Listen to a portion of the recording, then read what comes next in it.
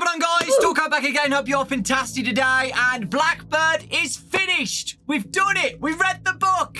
And the last story was hide and seek. And the Stitchwraith part as well. Oh, boy. Guys, the Stitchwraith part is getting really, really good. I can't wait to talk about that at the end. It's exciting. Hide and seek, though, I enjoyed it. I'd say it was the best story out of the three, in my opinion. I really liked it. It's about Shadow Bonnie. Not the Shadow Bonnie that we know of in FNAF, really. We don't really know much about Shadow Bonnie anyway in FNAF. But this Shadow Bonnie is a little bit different, but we can connect it in some ways with, you know, Remnant and stuff and emotions. And yeah, it's just a really cool story. Not much like backstory about Shadow Bonnie or anything. There's no like where did Shadow Bonnie come from or Shadow Bonnie's origins. It's like its own separate character in the Fazbear Frights universe, guys. I don't think it's got anything to do with you know, anything game wise, but it was a really good story, and it has a little bit of connections with some parts in FNAF 2 which I'd like to talk about and theorize about. So hide and seek. The main character is Toby, and Toby works at Freddy Fazbear's Pizza.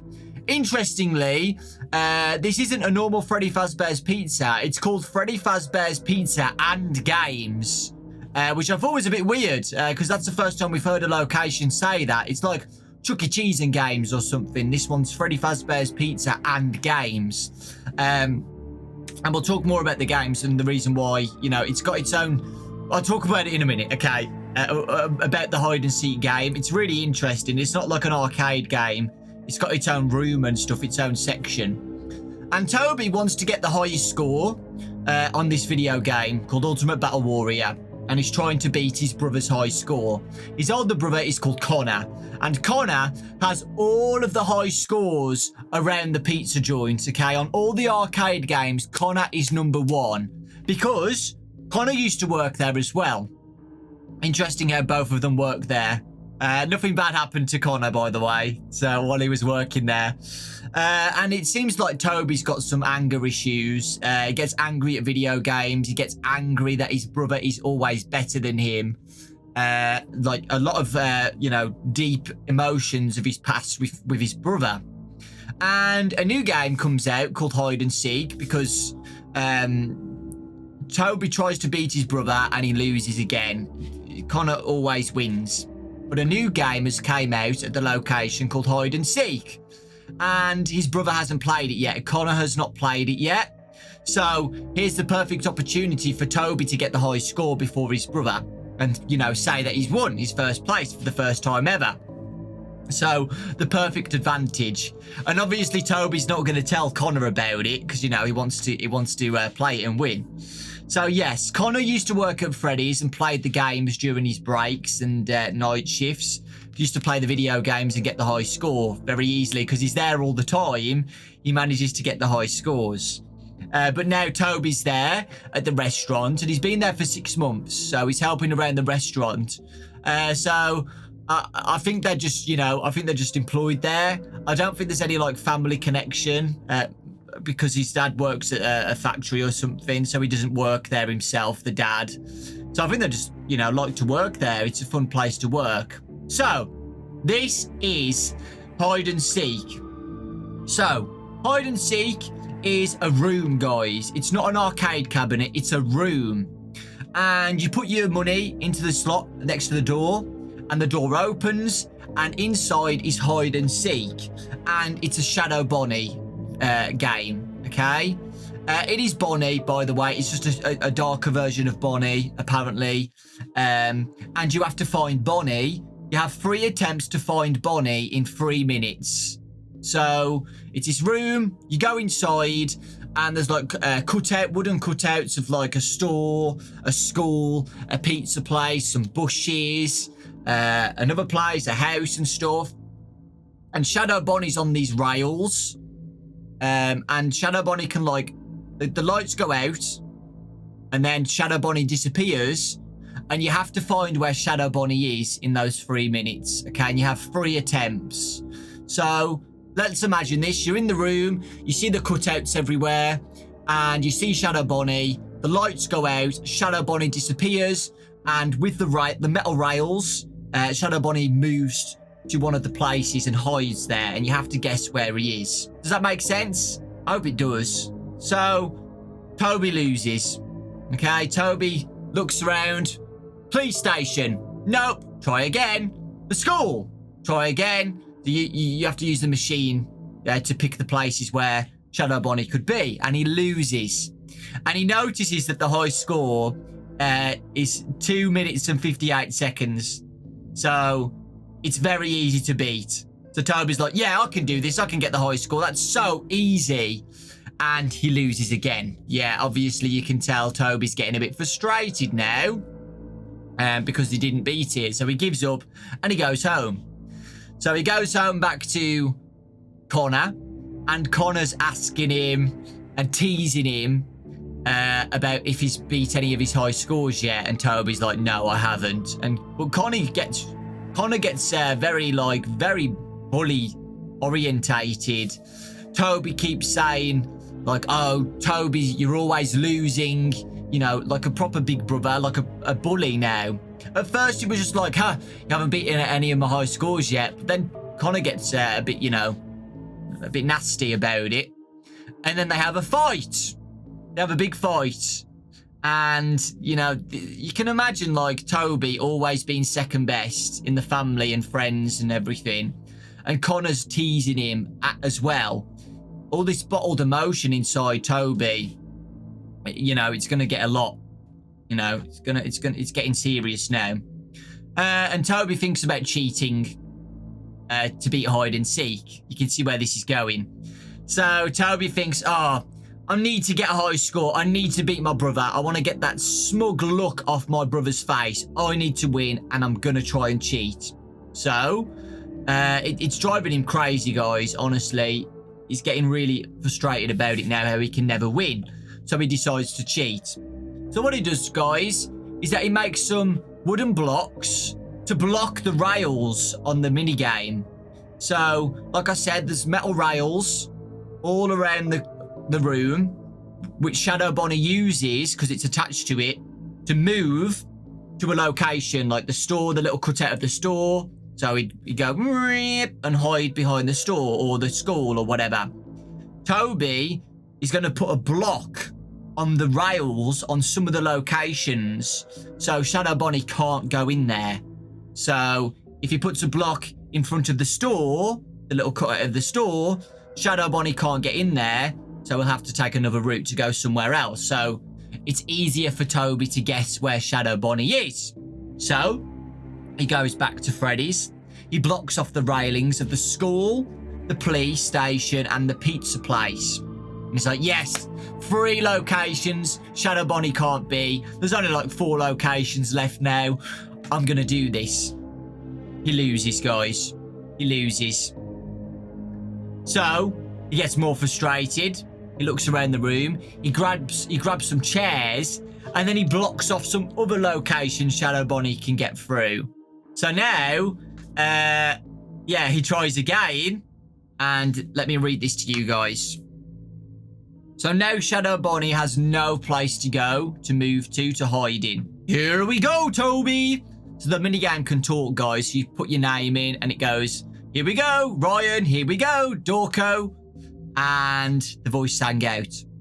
Bonnie glided out. The room blackened. 3. Toby's stomach took a sudden dive and his head went light. He almost felt like puking. 2. For one moment, a rush of quiet seemed to fill the room, as if all the air was sucked out of the area and his ears were about to pop. He felt a strange tickle at his back and shifted a shoulder to make it go away. And all at once, sound rushed back into his ears. 1! The lights flashed on. Toby blinked. He felt disoriented. He rubbed his eyes and scanned the walls before him. Wait. Bonnie was gone. So again, guys, he still loses because Bonnie's disappeared completely. Okay, he's blocked. Shadow Bonnie's there, ready to hide. Okay, he's blocked off all the railings, so we can't go anywhere. The lights go out and back on, and Shadow Bonnie has still disappeared, okay? He's gone. So, unfortunately, Toby still loses. And now he's very angry now, and he does something very bad. He goes absolutely ragey. He rips open the machines. He rips open the cutouts. He destroys the whole minigame of hide and seek. He destroys it all in a fit of rage. So, like I said, guys, his anger is out of control now. He's so frustrated about what's happened, so he decides to break the minigame. So, yeah. And Shadow Bonnie's still not there. So Shadow Bonnie has literally trolled him, and he's gone. He's nowhere to be seen, and he's never seen again. When he rips open the parts and stuff of the minigame, Shadow Bonnie's still not there. So where is Shadow Bonnie? He's gone. So Toby calms down a bit, and he realizes what he's done, and he runs out of the room and goes home. He has a nightmare, guys. He has a nightmare. And it's like he blinks like that when he goes to sleep, and he's in another dimension. Toby opened his eyes, blinked. He was in the dark. He was lying face down on a cold metal table. Where was he? Bright lights flashed on above him, and he squinted. He tried to sit up, but his hands were tied above his head. His legs were bound at his ankles, and he couldn't move them. What the heck? Toby tried to lift his head a little. Hey, what's going on? Connor, are you messing with me? His voice seemed to echo inside the room. He looked around to see brick walls surrounding him. You're going to get busted for doing this. Someone shifted behind him. When no one answered, panic set in. Connor would have been blabbing his mouth by now. Hey, whoever you are, you better let me go. Then he spotted something dark in his peripheral. He spotted something dark in his vision. What do you want? He felt his shirt tugged from his back. Then he heard scissors cutting it. Stop it! Leave me alone! Cold air hit his skin. He heard more movement. Then something small bit into his back like a needle. Ow! Don't touch me! The needle was pulled out. Then he felt his skin being tugged. Again, he felt the needle push into his skin and then pull. Blood dripped down his back as the pain grew in intensity. Stop! You're hurting me! Please, I said stop! But whoever the dark figure was, he didn't speak, and he didn't stop. Toby felt every prick and pull of the needle as realization dawned. Someone was sewing something to his back. Someone help me! Please! And he wakes up. So he has a nightmare about this shadow figure sewing something into his back. Okay? He rubbed his face, then glanced at the mirror mounted on his dresser across from his bed. His face was pale, and there were dark circles under his eyes. His brown hair stuck up in crazy directions. He spotted his shadow on the wall behind him and felt a ticklish feeling at his back. A shadow? Frowning, he tilted his head as he looked at it in the reflection of the mirror. That didn't seem right. There wasn't enough light from the window blinds for him to see his own shadow in his room. He shifted and leaned to the right. A second later, the shadow followed. Toby's eyes widened. Did his own shadow just delay following him? He leaned quickly to the left, but this time, the shadow moved quickly. So, yes, interesting. Looking at the wall behind his bed, he saw nothing, no shadow. He whipped his head towards the mirror and saw the shadow behind him. A chill radiated down his spine. He stepped closer to the large mirror on his dresser, watching as the shadow followed closely behind. The closer he got, the dark shadow followed. He peered into the mirror, and his mouth went dry. The shadow had rabbit ears. So yes, guys, Shadow Bonnie has attached himself to Toby. Okay, that nightmare of somebody sewing something to his back was the new shadow. Shadow Bonnie. Now, interestingly, Shadow Bonnie can only be seen in mirrors. So when Toby's looking in the mirror, he'll see Shadow Bonnie behind him. But Toby can see it anyway because it's his own shadow. So if he stands up now and sees the light and sees his shadow, it will be Shadow Bonnie. But nobody else can see Shadow Bonnie unless it's through a mirror. And I'll talk about that later. He goes downstairs and asks Connor and his dad if they see anything wrong with him. See if they can see a weird shadow, and they can't, okay? So Connor and the dad cannot see it, only Toby can at the moment. And Toby obviously thinks he's just going crazy and being stupid, like everybody would, if they woke up and saw a Shadow Bonnie in the mirror behind them. So yeah, he just thinks everything's fine. And Dad says he feels fine as well. Like, son, you're just being weird. Everything's fine. Don't worry. But the shadow's still there, guys. The shadow's still there. Toby goes back to the location, gets called in, and gets asked about the mini game. Like, what the hell's happened here, Toby? You were on the night. You were on the work shift. What's happened? You know, the whole place has been destroyed. What's going on? And Toby lies and says that it has nothing to do with him. And then the police get involved and stuff now too. So yeah, Toby's just lying about it completely, saying it wasn't him. Which again is bad, because you know what happens if you lie or do anything bad in the Fazbear Frights stories. It usually leads to consequences. So yeah. Toby just goes back home and just stays in bed for the rest of the weekend. He doesn't want to leave the room. He doesn't want to do anything. He just stays in bed all day. And he puts a bed sheet over his mirror because he doesn't want to see Shadow Bonnie. He doesn't want to know what Shadow Bonnie's doing. Toby's mom left them when they were younger. And Toby thinks maybe that's why Connor's a bit of a bully, because of the mom leaving. You know, a lot of these Fazbear Fright stories always have like a parent leaving or dying, if you've noticed. And I've noticed, you know, with the agony and stuff like that, it seems like the possessed animatronics and stuff, or the curses or whatever, seem to attach to people who have a lot of agony and a lot of emotions, right?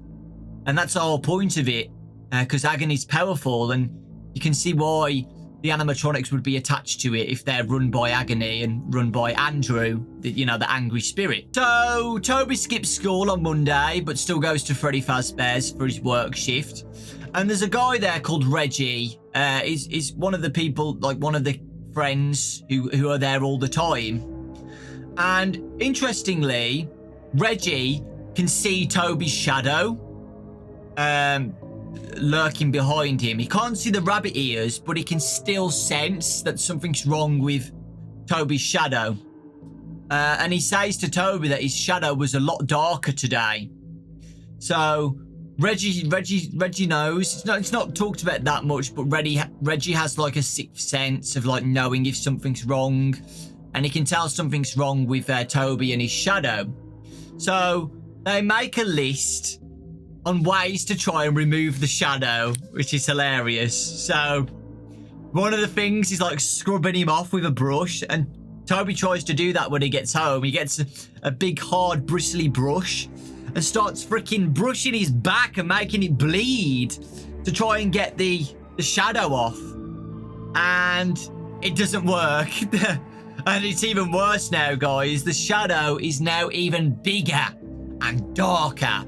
So the shadow is getting more and more powerful over time, okay? So that over time, Toby's emotions are getting worse and worse. The shadow is getting worse and worse too. And apparently he could feel the shadow's anger. So when he's looking in the mirror, he can feel the shadow's anger and emotions, and everything goes black and he faints. So I thought about FNAF 2 when you see Shadow Bonnie, like the game crashes. Could be like that. Like if anybody ever sees Shadow Bonnie, he's so powerful with the emotions and agony and whatever, it makes people faint. That's what I thought of. Because, I still think Shadow Bonnie's part of William Afton and stuff. We'll talk about it at the end. I still think Shadow Bonnie's that and just that. just like this dark entity of remnant and agony and stuff, and it's been created from William's past murders and stuff. Toby wakes up now. He gets woken up by Connor, and Connor can see that something's wrong with Toby. And interestingly, Connor stops bullying him. It just goes to show that Connor does care about his brother, okay? He does care. And, you know, the bullying and stuff is just like brotherly, you know, rivalry and stuff like that. And he doesn't know, Connor doesn't know how upset it makes Toby. He doesn't know. Toby tries to eat some food in the morning and he throws it back up. And he thinks Shadow Bonnie is sucking the life out of Toby. Because he's trying to eat and he can't get anything down him. He's so sick and tired. And because Shadow Bonnie's draining his life force, you know, making him more and more powerful. It's like a Dementor. If you watch Harry Potter, like sucking the soul out. That's what Shadow Bonnie's doing. He's clinging on, sewn onto his back. But yeah, Toby doesn't give up. Toby's strong. You know, he still wants to beat that game and beat Connor. He's determined to do it, so he doesn't give up. And some more backstory about Toby. He goes to school and he's not the best student, and all of the teachers love Connor, and they were expecting Toby to be the same, but he's not. He's got average grades, and all the teachers like look down on him now because Connor's the best. See? You can see how much this is affecting Toby, that literally everything in his life is always second place. Even at school. It's not just video games, okay? The next thing that he writes on the list how to kill Shadow Bonnie is to drown Shadow Bonnie. So at school, guys, he meets a girl called Tabitha, and he goes to the swimming pool after class, and he attaches weights on his belt, and he goes and jumps into the pool in the deep end and tries to drown Shadow Bonnie. Yes, he actually does that. He puts weights on him and tries to drown himself to kill Shadow Bonnie. Now, he wasn't going to hurt himself. That wasn't the intention. But the weights wouldn't come off his belt. And he almost drowned. And then Tabitha, his new friend, jumps into the pool and saves him. Okay? And Tabitha's like, what the hell are you doing? What's going on? Why did you do that? And obviously Tabitha's weirded out by this. She thinks that Toby's trying to hurt himself. But yeah, he doesn't, obviously. He wants to just get rid of Shadow Bonnie. And he tells Tabitha the whole story about what's happened. This stranger that he's only just met, he just vents to her and calms down a bit. He feels relief when he talks about the story, you know. All this bottled emotion is coming out and he feels a bit better from it. Okay? See where this is going, right? So they exchange numbers and he actually manages to eat as well after this, guys. So he's vented out his emotions, and now he can eat and he feels a bit better. The police officer arrives at Toby's house and interviews him about what's happened with hide and seek. He still denies it and he still lies. Silly, silly, silly Toby. Okay? Toby still denies that he's done anything. He's just scared, to be honest, but, you know, still bad. And Toby tries to ask his dad why did his mom leave them, and the dad doesn't show any emotions and very mellow about it and ignores the question. Okay, so again, I think the story is just trying to show that some people don't show any emotions and some people do. Toby does and has a lot of emotions and gets angry easily, but the dad doesn't. It's just like a division. You can see the difference between them both. Okay, guys, now this is where things get interesting. Toby goes to check in on hide and seek, and the technician is there fixing the game. Okay, they're trying to repair it after what Toby's done. And the game won't start. The game won't reboot. Keeps turning the game on, and it's not working because the game is still waiting for Toby to finish the game. Okay? It says on the screen, Toby. So, you know, just exposes what he's done. to the technician. He doesn't know. The technician doesn't know he's called Toby. The game is waiting for Toby to come back, okay, and find Shadow Bonnie. It's still on, and the game won't reset, okay. And the technician as well can't find Shadow Bonnie, and he thinks that the vandals stole Shadow Bonnie from the game, but we know Shadow Bonnie's attached himself to Toby, okay. So now this is where things get bad, okay? So the Shadow now is getting very, very bad. He goes into the bathrooms and looks into the mirrors, and Shadow Bonnie blinks at Toby now, okay? Blinks. So Shadow Bonnie's getting stronger and stronger. He can start blinking now. He's not just a shadow following Toby. He can do his own movements and stuff himself. He stared into the darkness at his back through a mirror.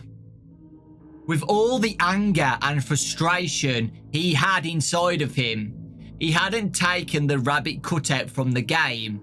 No, it had decided all on its own to leave with Toby. And as Toby stared hard at the shadow, two eyes opened and blinked at him. Toby lurched back and yelped. His heart pounded like a drum. So you can see, guys, how terrified Toby is, but again, anger and frustration inside Toby getting worse, so Shadow Bonnie's getting stronger from it, okay? He meets with Tabitha at the pizzeria, and Reggie's there again, and Reggie says, you know, he does this expression to Toby, like, saying his shadow's got bigger. So, yeah, it's getting worse, guys. Toby takes Tabitha to the hide-and-seek game and explains the situation and what's happened, okay? Toby has another nightmare, guys. And he has a nightmare that he's in the mini-game. He's at the police station and stuff inside the game. And Shadow Bonnie's chasing him, okay? And the Shadow is a lot stronger than him when he has his nightmares, okay? Which is interesting. So, in the nightmare, Shadow Bonnie claws at his back, tries to, like, get into his body and stuff, and it does in the nightmare. Shadow Bonnie manages to get inside of Toby and stuff. It's a very creepy nightmare. And it just goes to show how strong Shadow Bonnie is, okay? He's getting stronger and stronger. So he wakes up, guys, and he's going crazy now.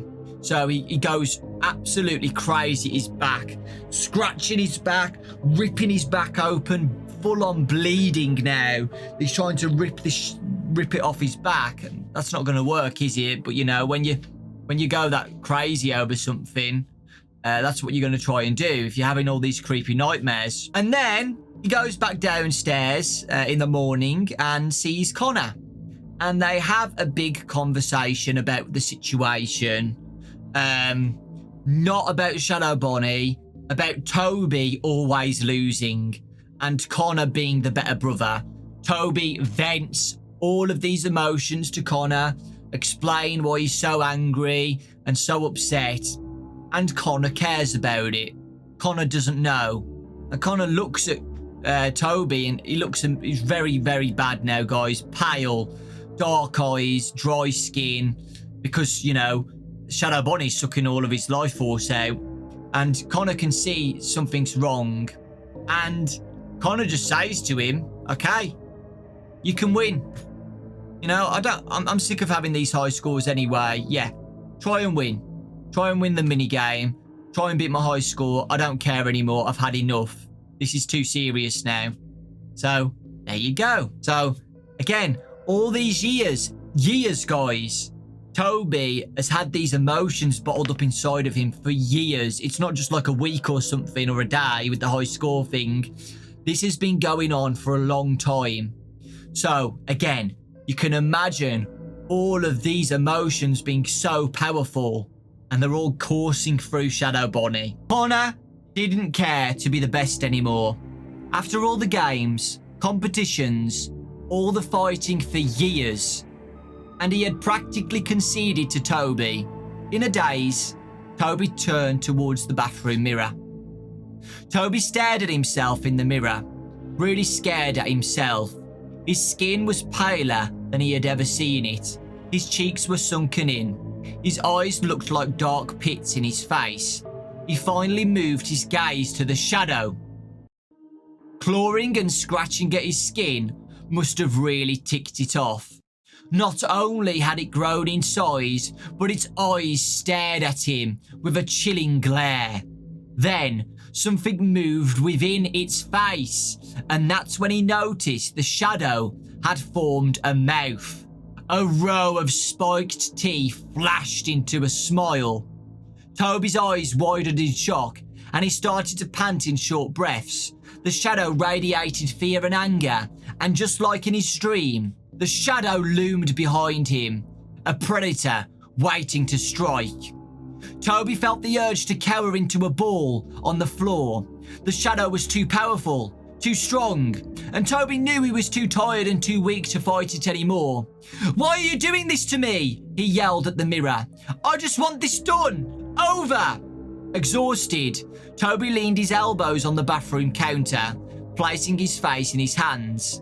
Silent tears streamed down his cheeks. He finally accepted that he was never going to be rid of the shadow. It was going to stay attached to him forever. He'd tried everything he could think of to get it off.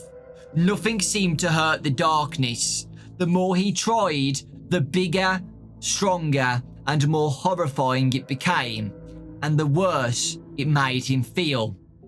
Maybe the shadow had attached to him so easily because he had been in a bad place emotionally.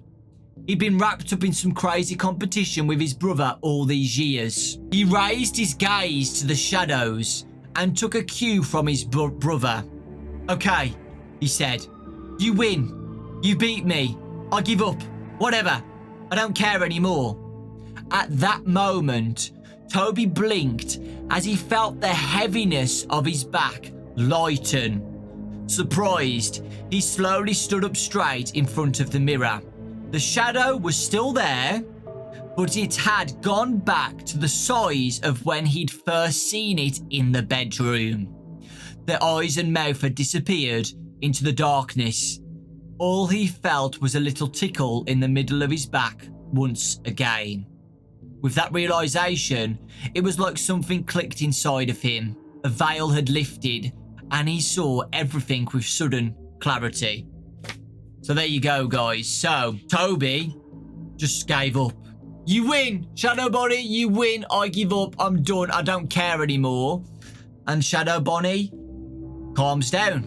He goes back to his original size. So Shadow Bonnie is still attached to Toby at this point, but, you know, he's not as angry. And it's because Toby realizes Connor doesn't care anymore. So Toby doesn't care anymore.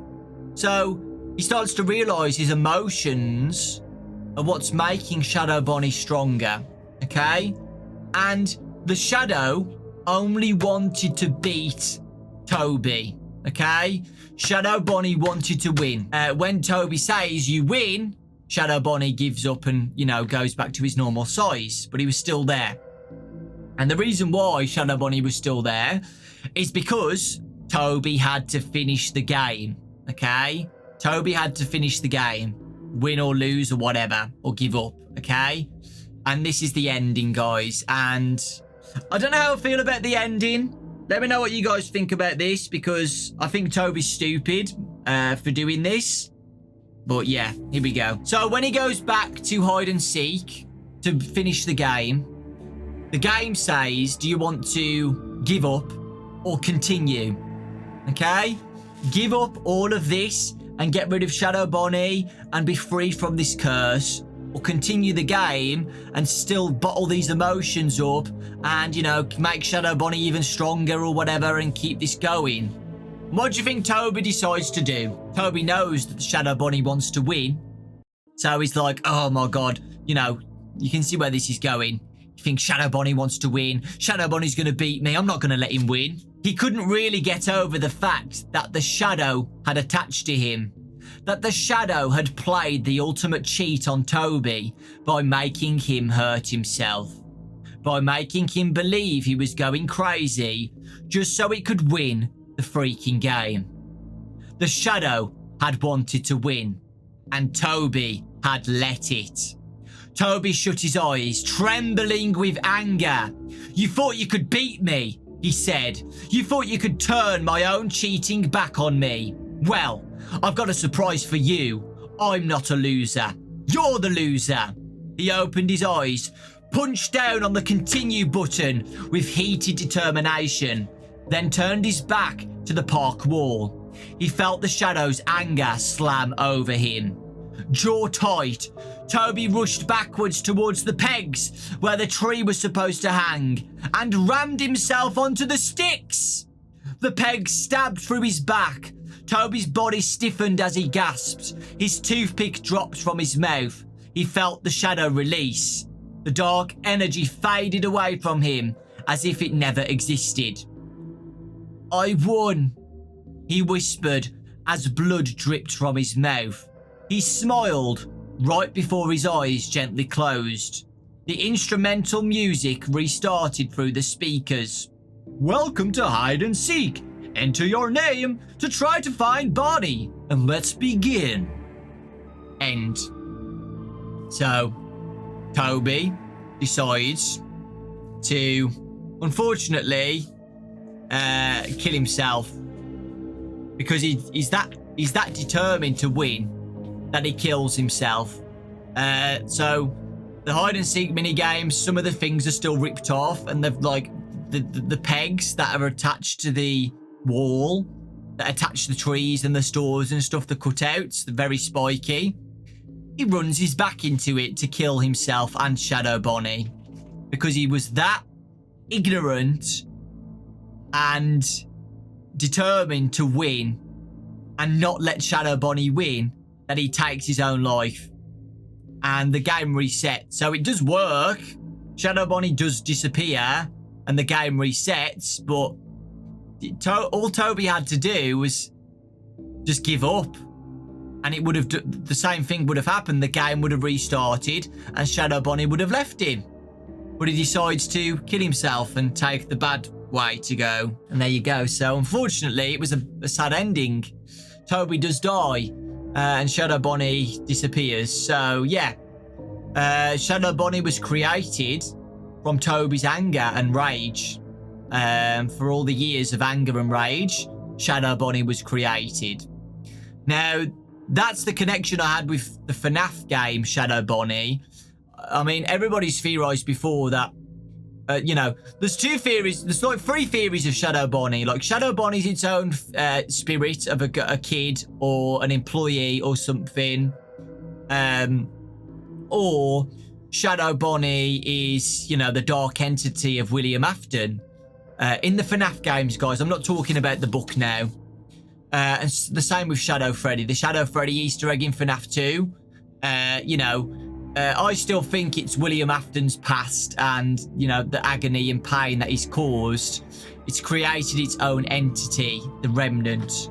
And that's my personal thoughts and opinions on what the Shadow animatronics are. Shadow Bonnie and Shadow Freddy is the suits that William Afton used. We know he used the Golden Freddy suit before, and we know he used Golden Bonnie, Spring Bonnie.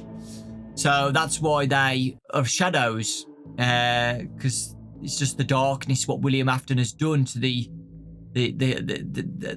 locations and the suits.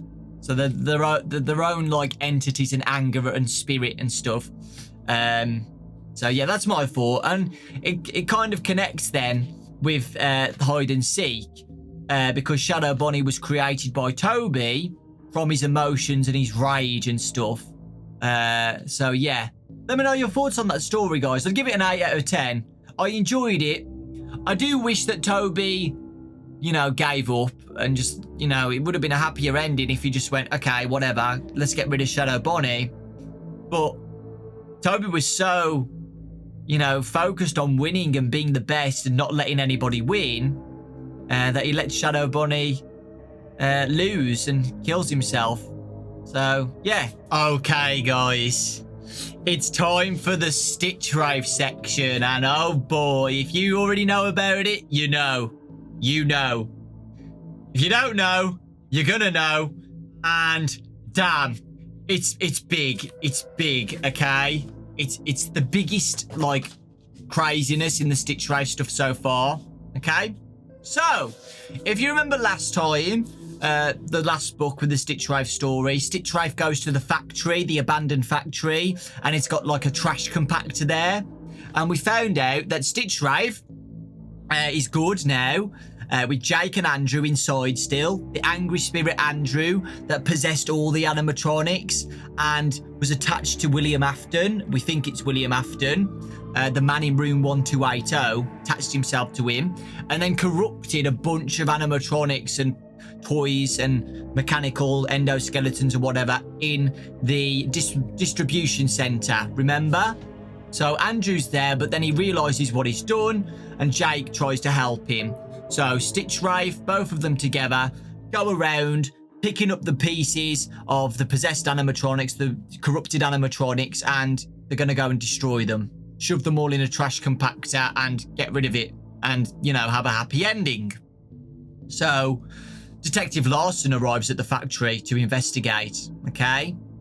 And he has a bag of evidence with him. So if you remember, Larson went to the evidence room at the police station and got stuff from the fire, I think, and put it all in a bag and has brought it with him to the factory, okay? And when he's at the factory, guys, he can feel something's wrong there. He already knows a strong evil presence is there. Evil? I don't think Stitchwraith is that evil, so there must be somebody else evil there, maybe. Someone else was in the factory, obviously, and it was Stitchwraith, okay? Now, interestingly, Detective Larson, while he's looking around the factory and seeing Stitchwraith, he can hear whispers around him, okay? He can hear whispering. So, you know, we all know that's the spirits, okay? The spirits whispering. He can briefly hear them. And interestingly as well, whispers were spoke about before in the real Jake. With the whispering in the room just before Jake dies and stuff. So yeah, spirits around this area. So yes, he sees the Stitchwraith. He sees the Stitchwraith next to the trash compactor, and it contains all the electronic debris and metal debris, and you know, all the animatronics, you know, from the past stories that we spoke about. Okay, and Stitchwraith is there, and he doesn't care about Detective Larson. He's not interested in him yet, okay? So, Stitchwraith is sorting some trash out at the bag, and Fox is in there. Do you remember the Foxy story? Yeah, that Foxy has been found by Stitchwraith and has been brought to the location. So, yeah, that Foxy was corrupted by Andrew as well, okay? So, you know, the story about Foxy giving a curse on the boy, and then his face, his eyeballs getting cut out and stuff. And they shove Foxy's head, Foxy's arm, Foxy's hook into the trash compactor, okay? And then Larson comes out. He goes, "Stop! Stop right there," with his gun, you know, like a proper cop. Idiot. Goes to the Stitchwraith, goes, "Stop right there," holds the gun out, okay? And I really like this story, guys, this section, is because then, at that point, the story talks about Andrew and Jake inside the Stitchwraith. So it goes back to Detective Larson, to the Stitchwraith, Larson to the Stitchwraith. Does that make sense? So now we're inside Stitchwraith. And Jake and Andrew are now fighting each other, trying to take control of the Stitchwraith, because Andrew wants to kill Detective Larson. Okay, so like I said, stop! Stop right there, Stitchwraith! And then it goes, and there we're inside the Stitchwraith, and Jake and Andrew are talking, because Andrew wants to kill Detective Larson while he's got the gun out, saying, "Stop!"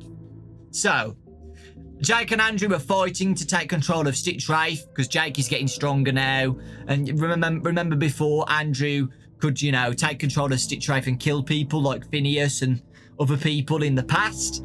But now Jake is like, no, let's not kill him. Come on, you're better than this, Andrew. Stop. And yes, this is when things get crazy now. Jake takes control of Stitchwraith. Okay? He's in control now. He's beat Andrew to it. And he manages to hit the compactor button to start the trash compactor running and destroy all the animatronics. But not only that, guys. Jake's in control of Stitchwraith fully. He throws himself. He throws the Stitchwraith into the chute. Okay? So Stitchwraith jumps into the chute as well to destroy everything. So at this point, guys, it looks like in this section, like most of all the corrupted stuff is inside the trash compactor now. And Stitchwraith jumps inside as well to get rid of everything.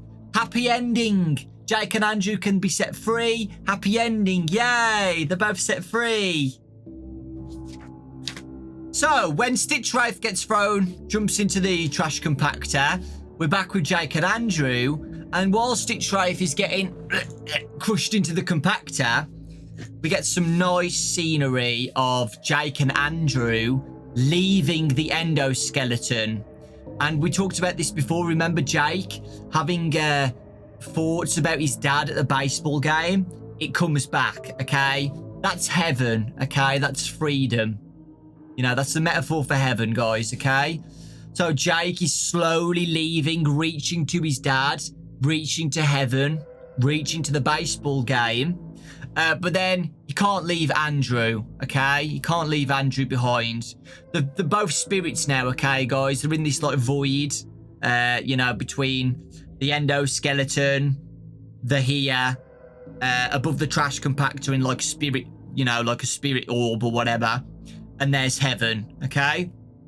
So 3 different levels. Stitchwraith being crushed. Both Jake and Andrew are, like, in between them. And there's heaven. So Jake grabs Andrew to try and get him out of the Stitchwraith in spirit form. I know it's a little bit confusing, but they're all spirits at this point. Tries to get Andrew to come with him to be set free to go to heaven. And they both begin to go. They both begin to leave. And then something happens, guys. Something happens. Somebody else grabs Andrew and drags him back down to Stitchwraith. Come on, Andrew, Jake called. I'm trying, but I can't. Something's got me, Andrew called back. Jake felt like he and Andrew were being stretched between 2 forces. From somewhere beyond this dirty factory, the good feelings of Jake's memory boosted them. From below, density roiled around Andrew, keeping them anchored. Jake thought the density was Andrew's pain. Then he realised he was wrong. It had nothing to do with Andrew. Andrew, said Jake. There's something else in here with us. It's him! Andrew cried out. He sounded terrified. Jake focused harder on his memory. He ate a hot, salty peanut and he looked into his dad's warm, happy gaze. So, okay. Larson's watching this happen and he can see lights coming out of the Stitchwraith.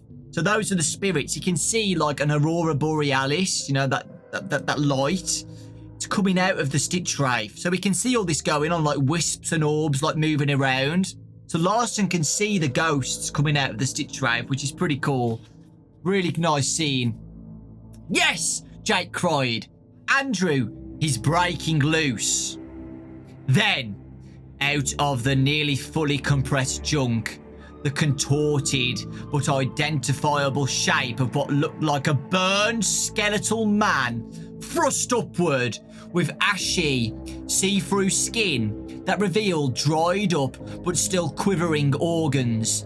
The man-thing looked like a creature from hell. Its limbs broken and bursted through the cracked skin, its face misshapen, its torso twisted. The creature took shape while Jake watched. So, in the pile of ash and stuff and metal, out comes the spirit of William Afton. Okay? Detective Larson cannot see this. This is William Afton's spirit. Only the spirits can see this. Okay? Detective Larson can just see some lights and stuff, you know, the spirits.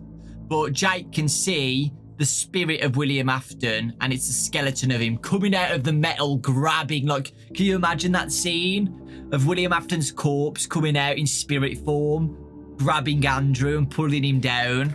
It's pretty cool. When Jake saw the man's bones crack, fold, and reshape what appeared to be rabbit ears, he yelled, "Andrew, come on!" Rabbit ears unfolded from the back of the creature's skull and stretched upright, and the creature heaved itself towards Andrew. Jake had hold of Andrew, and he was sure all but just the tiniest amount of Andrew's essence was still in his grasp. But the creature was trying to keep hold of his friend. "No!" Jake shouted. Jake focused again on his good memories, but this time it didn't loosen Andrew anymore. It just started taking Jake away from Andrew. Jake couldn't let that happen. He wasn't going to allow Andrew to be hurt anymore. Jake had to stay and fight, blocking out anything good he'd ever felt. Jake anchored himself back into the animatronic. He faced the enemy in the compactor. So Jake's about to leave to heaven, and William Afton now looking like a skeletal spring Bonnie, which is really cool. What an amazing scene that would be. I hope Scott sometime make some official art on that, because that would be really cool to see. He's pulling Andrew down, and Jake's not winning now. So Jake's trying to focus to get them to heaven, but William Afton's too strong and is starting to pull Andrew down. So Jake decides to go back in. As soon as Jake released his memory, the creature shifted its attention to Jake. Jake felt the creature claw at him. It felt like he was being mauled and pummeled by a force filled with a never-ending need to inflict pain. But he didn't give in to it. Throwing everything he had into his effort and drawing on the power of his memory, Jake turned himself into a massive bat of intention, and he swung away, knocking Andrew loose from the evil that held him. Andrew, suddenly free, was sucked away, and he had vanished. Jake, however, couldn't untangle himself from the relentless rabbit creature. He fell back into the seething junk and was engulfed in blackness. So guys, Jake comes back down. He turns himself into like a big bat. Like a baseball bat. You know, Jake likes baseball. So he imagines himself like to be a baseball bat, and he whacks William Afton and Andrew away. Andrew gets set free. So Andrew's gone now, guys. He's been set free. But unfortunately, William Afton's focus is now on Jake. And William Afton is too strong, grabs Jake's spirit, pulls him back into the Stitchwraith, like pile of rubbish and metal. Okay? So Jake is not set free. Jake will still be here, and that will continue in the future. Because unfortunately, that's all we get about Jake and Andrew now. Andrew has definitely been set free. He's not coming back, okay? But Jake is still there. The spirit of Jake has still been sucked into this pile of metal. I don't know what happens now, guys. I don't know. What happens now? William Afton's spirit is still there. Jake's spirit's still there. I don't know.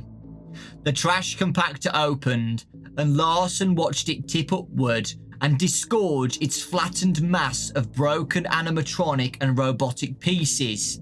From above the compactor, what looked like a dying ember fizzled and fell back into the compressed junk. So yeah, the trash compactor, guys, spits open. You know, it's compacted all the metal and stuff together. All the animatronics, all the memories and stuff, and a bit of ember goes back into the pile of metal and junk. Okay, and that's, you know, we know who that is. William Afton and Jake as well. What just happened? Larson asked the room. It didn't answer. So yeah, guys, Detective Larson goes back and leaves the factory where the trash compactor is, and he talks to his walkie-talkie, his recorder. The Stitchwraith appears to be dead. He said into the recorder. He felt like an idiot. Dead wasn't the right word for what he just witnessed, was it? And what exactly did he see? He took a breath and spoke into the recorder. I saw an animatronic endoskeleton with a doll's head and some kind of battery, wearing a hooded trench coat, putting stuff in the trash compactor and pulverizing it. It also destroyed itself. I think the stuff in the compactor came from the Fazbear Entertainment Distribution Centre, and also from the site where the serial killer, William Afton, the one notorious for wearing a rabbit costume, died. He stopped the recorder and thought for a second. Oh, what the hell? He started recording again. I don't believe in ghosts, but after what I just saw, I'm not so sure about anything anymore. I mean, from where I stood, I swore it looked like the Stitchwraith was an animatronic contraption, and there was some kind of supernatural light coming out of it. Like a ghost? Like the animatronic was haunted by ghosts? Maybe the ghosts were kids Afton killed? Or maybe it was Afton himself. He stopped recording and sighed. Who was going to believe any of this? Okay, guys. But the man who died in the factory is now confirmed to be William Afton. Okay, Detective Larson says the man in room 1280 was William Afton, the serial killer with the rabbit suit. He even says that. Okay? So the man in room 1280 who went to the distribution centre and died there was William Afton. In this universe, the Fazbear Fright universe, William Afton does exist, and he used a rabbit costume to murder the kids, just like the games, okay? So William Afton's still exactly the same. William Afton was attached to Stitchwraith all this time. He was there all this time, clinging on. Just a tiny fraction of William Afton's spirit. So when William Afton died in the distribution centre, his spirit also left into the distribution centre as well as Andrew's, and they were both connected. Jake and Andrew try and leave, but William Afton grabs Andrew to try and pull him back down. Interesting, because, you know, William Afton's angry, you know. Andrew's been attached to William Afton for years, keeping him alive and rotting in the hospital. William Afton's going to be angry with Andrew, obviously. He tries to grab Andrew to pull him back down for revenge, obviously, to keep him there forever with him. So he theorizes like us guys. He's saying, oh, maybe the Stitchwraith was possessed by the kids. Maybe it was possessed by William Afton. Ironically, it was possessed by both. It was possessed by Andrew, Jake, and a small part of William Afton. Okay? What's happening now? What's going to happen? What's going to happen? William Afton hasn't been set free, and Jake hasn't been set free. So what do you think is going to happen with that big pile of metal? Behind the unsuspecting Larson, the compacted trash began to move, making a quiet rustling sound Larson didn't hear. The junk rose from the trash compactor and began to arrange itself into an upright being. As it began to assemble itself, the being sucked in all the remaining junk and debris in the factory. However, it also rejected some of the waste. Just as it started to form, the vaguely man-shaped structure of trash shuddered for a second and then ejected part of itself. A mutilated mass of robotic endoskeleton and crumpled fabric spewed through the air and landed several feet away. When the rejected detritus hit the concrete, it lay still. So that was Stitchwraith, guys, okay? This big pile of junk absorbing all of the trash everywhere spews out Stitchwraith, guys, okay? Doesn't want Stitchwraith there. Maybe Jake is still attached to there. We don't know. We don't know if Jake's still attached to that Stitchwraith endoskeleton. The rest of the trash from the compactor continued its transfiguration. It formed itself out of animatronic body parts, but not in any logical way. They were joining all haywire. Heads were being used as joints, arms as legs, and legs as arms. A torso formed from the hips and chest and belly of 3 animatronics, but each part was put in the wrong place. Hands were inserted at random all over the structure. Woven through all these misplaced pieces were wires and gears, which created a labyrinthine circulatory system, connecting hinges to gears and screws and nails to eyes and noses and mouths. With each additional piece clamping into place, the miscreation stood taller and taller until it was nearly 15 feet tall. Then, looming over the detective, it leaned to the side and lifted a macabre head up to the neck made from shins. The head, like the rest of the being, was made from animatronic parts, fingers, toes, wires, hinges. Within those parts, 2 gaping black holes looked out at the world with pure malevolence. And from the top of the unnatural structure, what looked like 2 rabbit ears made of even more animatronics unfolded and canted forward.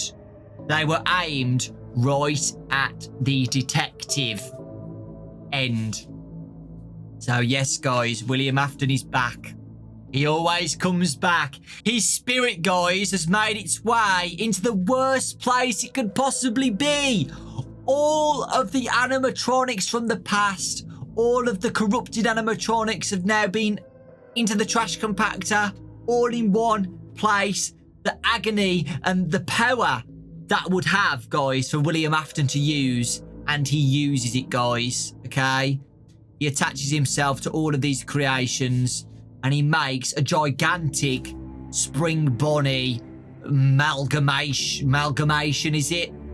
Like all the salvaged animatronics all combined into one. Animatronic heads used as kneecaps, arms used as legs. You can imagine the look of what it's going to be, but it's still formed as a Spring Bonnie, okay? So William Afton's spirit is now taking control of all of that together. 15 feet tall, guys. That is huge. That's almost 3 times as big as Baby. Okay, that is massive. That is massive, guys. That's the biggest thing, the biggest creature we've ever seen in the Fazbear universe ever. Okay, it's crazy, right? William Afton is now a massive animatronic a Spring Bonnie, guys. And it looks like he's about to kill Larson, but it's left at a cliffhanger. Okay, so there you go. I do think Jake's still there. I don't know whether Jake is attached to that as well. And maybe we're going to get a fight scene between Jake and William Afton to take control of the big mech monster of what looks like Spring Bonnie. We don't know. Or he's still attached to Stitchwraith and he's going to do something later on. We don't know yet. But yeah, damn, that's cool, right? Another new Spring Bonnie, guys. Remember the theory of FNAF 3? This was the original theory, guys, of FNAF 3, is that William Afton was going to use, like a Springtrap was going to be like a salvaged animatronic of all of the old animatronics attached together to him. But it looks like it's coming to play now with this story. All of the old animatronics now combine to make a massive Spring Bonnie creature possessed by William Afton. Okay? Let me know what you guys think. 10 out of 10, that part. Really, really cool. Mind-blowing. So it's going to get deeper now, guys. The Stitchwraith story is just starting, and it's going to get intense. Lots of love. Thanks for watching. Let me know your thoughts on the stories. And the next one is The Cliffs, guys. The Cliffs is the next story book that's coming out in a couple of months' time. So it will be here on the channel. Lots of love. Thanks for watching. And I'll see you all. A long one today, guys. I know. And I'll see you all next time.